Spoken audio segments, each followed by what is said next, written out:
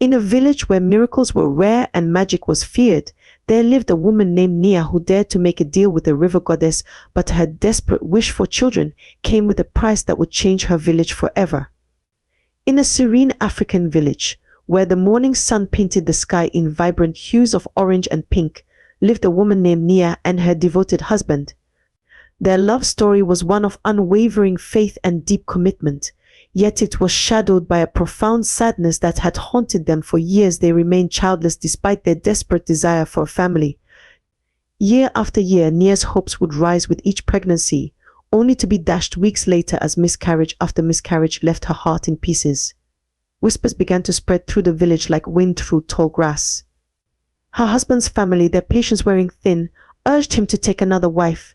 She must be cursed, they would say, their voices heavy with suspicion. Some even dared to suggest that Nia was a witch, using her lost pregnancies for dark rituals. But Nia's husband stood firm as a baobab tree in a storm. His love for her never wavered, and he rejected all suggestions of remarriage. "My heart belongs to Nia," he would declare, his voice unwavering. "If we are meant to have children, they will come in their own time." Then, as the seasons turned once again, Nia found herself pregnant. The news spread through the village, but this time it was met with skeptical glances and knowing whispers. "It will end like all the others," the villagers murmured among themselves. "Just wait and see." But something was different this time. Days turned into weeks, weeks into months, and Nia's belly continued to grow. The village watched in amazement as she passed the dangerous early weeks, then the first trimester, and finally approached her full term. The skepticism slowly transformed into curiosity, then wonder. When the time came, on a night when the moon hung full and bright in the sky, Nia gave birth.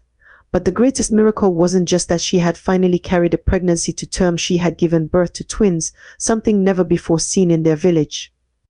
Two beautiful girls, their cries harmonizing like a sweet melody, came into the world under that bright moon. They named them Mera and Nana, and their birth marked the beginning of a new chapter in the village's history. People came from far and wide to see the miracle twins, bringing gifts and blessings. Those who had once whispered accusations of witchcraft now spoke of divine blessing. The twins' birth was seen as a sign of special favor from the gods, and Nia, once the subject of pitying glances and cruel rumors, became revered in the community. Little did the celebrating villagers know that these precious twins would bring not only joy but also mysteries and powers that would change their community forever. But for now, in those first precious days, there was only joy, wonder, and the sweet sound of baby laughter echoing through Nia's once quiet home. In the years that followed their miraculous birth, Mera and Nana grew into the heart of their village like two precious jewels set in gold. Their laughter echoed through the dusty streets, bringing smiles to even the most weathered faces. The twins possessed an otherworldly charm that drew people to them like moths to flame, their presence turning ordinary days into occasions for celebration. Village women would stop their daily chores just to watch the twins toddle by, their matching dresses swishing in the warm breeze. The fruit seller would always save his sweetest mangoes for them, pressing the ripe fruits into their tiny hands with a conspiratorial wink. The elderly weaver, who rarely left her hut, would invite them to sit beside her loom, teaching them the ancient patterns while telling stories of times long past. Every market day brought new gifts from admiring villagers. One week it would be colorful beaded necklaces from the traveling merchant, the next a pair of carefully carved wooden dolls from the village carpenter.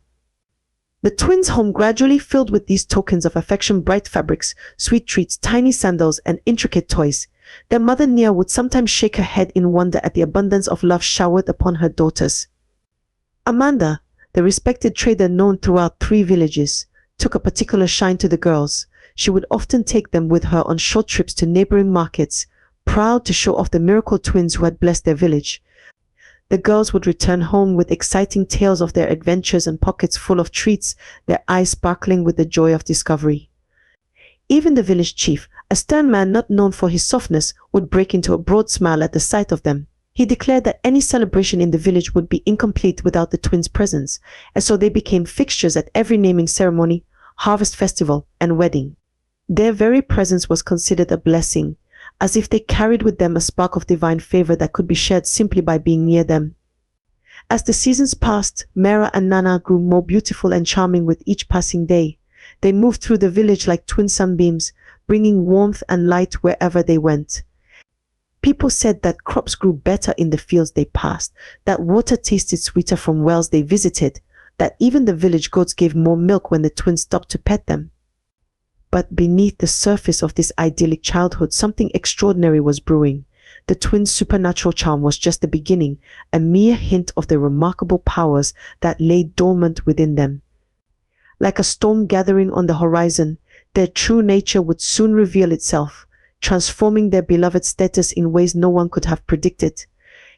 For now, though, they remained the village's precious gems, beloved by all, their days filled with the simple joys of childhood and the warm embrace of a community that considered them the greatest blessing they had ever received. The first sign that Mera and Nana were more than ordinary children came on a sweltering market day. Amanda, the trader who had shown them such kindness, had taken them along on one of her regular trips. As she haggled with customers over the price of yams, the twins, drawn by the enticing aroma of fresh bread, helped themselves to the food in her basket without asking. When Amanda discovered her missing provisions, her usual warmth toward the twins turned to fury. In a moment of anger, she struck them both, her hands leaving sharp red marks on their shoulders. But instead of crying, the twins fixed their eyes on her with an unsettling calm. "The marks you gave us," they said in perfect unison, "will find their way home to your daughter." Amanda dismissed their words as childish nonsense. Yet when she returned home that evening, she found her daughter writhing in pain, angry welts rising on her shoulders, exact mirrors of the marks she had left on the twins. The revelation sent chills down her spine, and though she tried to keep the incident quiet, word spread through the village like wildfire. But it was the second incident that truly revealed the extent of their power. One dusty afternoon, while chasing each other through the village square, the twins accidentally knocked over a cooking pot belonging to the old woman everyone feared. The pot shattered, sending steaming porridge spreading across the packed earth. The old woman was notorious for her cruelty and quick temper. Even grown men stepped carefully around her, wary of invoking her legendary curse. When she saw her ruined meal, her face twisted with rage. She forced the twins to kneel under the scorching sun, heavy stones balanced on their heads as punishment. As sweat trickled down their faces and their arms trembled from the weight, the twins spoke again in that same eerie unison. From this day forward, they declared, your heart will run from you like a frightened child. The more you chase it, the faster it will flee. The old woman cackled at their words, but her laughter died in her throat when she turned toward home. Her hut, which had stood in the same spot for decades, seemed to shimmer like a mirage. As she approached, it appeared to slide away, maintaining the same distance no matter how quickly she walked. She walked and walked, her legs growing weary, but her home remained forever just out of reach. Pride crumbling, the fearsome old woman fell to her knees before the twins, begging them to lift the curse. The village watched in stunned silence as the most feared person in their community humbled herself before two young girls. The twins had transformed from blessed children to something else entirely, beings of power that commanded both awe and fear. Their innocent years were over and a new chapter had begun, one that would test not only their relationships but the very fabric of village life itself. As seasons turned and the twins blossomed into young women, the village's perception of them underwent a profound transformation. The same powers that had once fascinated now bred fear, turning their once warm welcome into wary glances and hurried footsteps. Where people had once gathered to share their company, they now crossed to the other side of the path when they saw the twins approaching. The change was most noticeable among the young men of the village.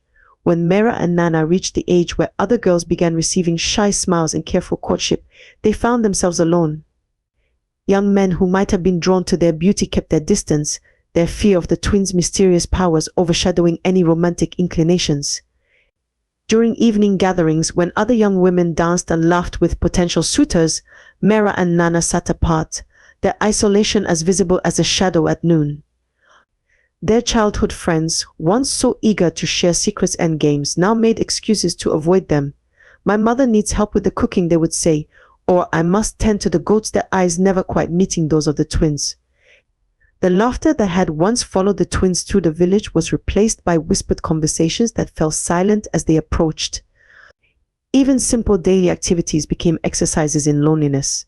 At the communal well, women would wait until the twins had finished drawing water before approaching. In the marketplace, vendors would place goods at the edge of their stalls, avoiding any chance of their fingers brushing against the twins' hands during transactions. Children who had once begged for their attention were now quickly pulled away by anxious parents. Mera and Nana felt the weight of this isolation like a heavy load of firewood that could never be put down. In the privacy of their home, they would often sit together, heads bowed close, whispering about their longing for normal lives. They dreamed of simple things: the warmth of friendship, the excitement of young love, the joy of being part of the community rather than set apart from it. Do you remember Mera would sometimes ask her sister when Adana used to braid our hair and teach us songs and Nana would not, both of them lost in memories of easier days when their powers lay dormant and their lives were simpler. Their mother Nia watched her daughter's growing isolation with a heavy heart, knowing a secret that could explain everything but bound by an ancient promise to keep it hidden. She saw how they tried to suppress their powers, how they struggled to appear normal, how they yearned for acceptance. But the barrier between them and the village grew higher with each passing day, built from equal parts fear and mystery. As the twins approached womanhood, their loneliness became unbearable, pushing them toward a decision that would change everything. They began to look beyond the village's boundaries for acceptance, their eyes increasingly drawn to the forbidden river that flowed at the edge of their world, unaware that this attraction would lead them to their destiny. Since childhood, one rule had remained unbreakable in the twins' lives: never go near the river. Nia had drilled this warning into them with an urgency that bordered on fear, though she never explained why. But as their isolation grew more painful with each passing day, the river's distant song became more tempting, its cool waters promising an escape from their loneliness. Just once, Mera whispered to Nana one sweltering afternoon, watching village girls laugh and splash in the river's welcoming waters. Just once, let's be like everyone else. Nana hesitated, their mother's warnings echoing in her mind, but the sight of such carefree joy proved too powerful to resist. They made their way to the riverbank, their hearts pounding with equal measures of excitement and fear. As they approached, the usual scene unfolded: people gathering their belongings, preparing to flee from the twins' presence. But this time, Mera and Nana called out to them, their voices carrying a plea that stopped the villagers in their tracks. Please, they begged, let us join you. We promise no harm will come. We just want to be part of the village again. Something in their sincerity touched the hearts of the rivergoers, and slowly, cautiously, they welcomed the twins to stay. For a precious moment, it seemed like a dream come true. The twins joined in the laughter and games, feeling for the first time in years the simple pleasure of belonging. The afternoon sun sparkled on the water, and the air was filled with the sounds of splashing and joy. Then everything changed in an instant. One of the village girls, caught up in the playful atmosphere, splashed water on Mera. The moment the river water touched her skin, a strange transformation began. Mera's smooth skin started to shimmer and change, taking on the appearance of iridescent fish scales. Her eyes widened in terror as she felt her body responding to some ancient call. Nana, she cried out, reaching for her sister. Nana, desperate to help, grabbed Mera's hand, but as soon as her own skin touched the water, she too began to transform. The villagers watched in horror as both twins began to change, their bodies taking on characteristics of river creatures. Screams erupted along the riverbank. Someone ran to fetch Nia, who arrived to find her worst fears realized. She fell to her knees at the river's edge, watching helplessly as her daughters underwent their mysterious transformation. The twins' cries of confusion and fear mixed with the sound of rushing water, creating a haunting melody that would echo in the villagers' memories for years to come. The river, which had always been forbidden, had now revealed its power over the twins, setting in motion events that would unravel the mystery of their true nature and forever change the story of their village. In the chaos that followed the twins' transformation, the village priest stepped forward, his aged voice cutting through the confusion like a sharp knife through cloth. His eyes, heavy with ancient knowledge, fixed upon Nia as he revealed the truth that had been hidden for so long. Mera and Nana were not merely blessed children, they were daughters of the river goddess herself. As gasps rippled through the gathered crowd, Nia's shoulders slumped with the weight of her long-kept secret. Through tears, she told the story she had buried deep in her heart. Years ago, desperate after countless miscarriages and fearing her husband would leave, she had sought out a powerful herbalist who lived at the edge of the known world. This herbalist, knowing the depth of her despair, had facilitated a remarkable pact with the river goddess. The goddess granted my wish. Nia's voice trembled as she spoke, but with one absolute condition: the children must never touch the river's waters. If they did, they would return to their true mother. The villagers listened in stunned silence, finally understanding why the twins had possessed such otherworldly powers, why they could transfer pain and cast curses. They were never fully human to begin with. With the truth exposed, Nia frantically searched for a solution. She journeyed to find the herbalist who had helped her years ago, hoping he might know how to reverse the transformation. But when she reached his familiar hut, she found only decay and abandonment. The herbalist had passed away years ago, taking his knowledge of river magic with him to the grave. As the twins continued their transformation, their scales gleaming in the sunlight, it became clear that there was only one path forward. They had to return to the river, to their true mother. The entire village gathered for the solemn procession to the riverbank. Their earlier fear of the twins transformed into deep sympathy for both the girls and their earthly mother. But the river goddess, in her infinite wisdom, did not claim both children. As Mera and Nana entered the water together, hands clasped tightly, the river's surface began to glow with an ethereal light. Mera, who had been the first to feel the water's touch, was drawn deeper into the river's embrace, her form dissolving into the flowing waters until she became one with them. Nana, however, was gently pushed back toward the shore, her scales receding, her human form restored. The river goddess had chosen to share her children, one to dwell in the waters, one to remain in the mortal world. Through this divine compromise, the connection between the village and the river would remain forever sacred.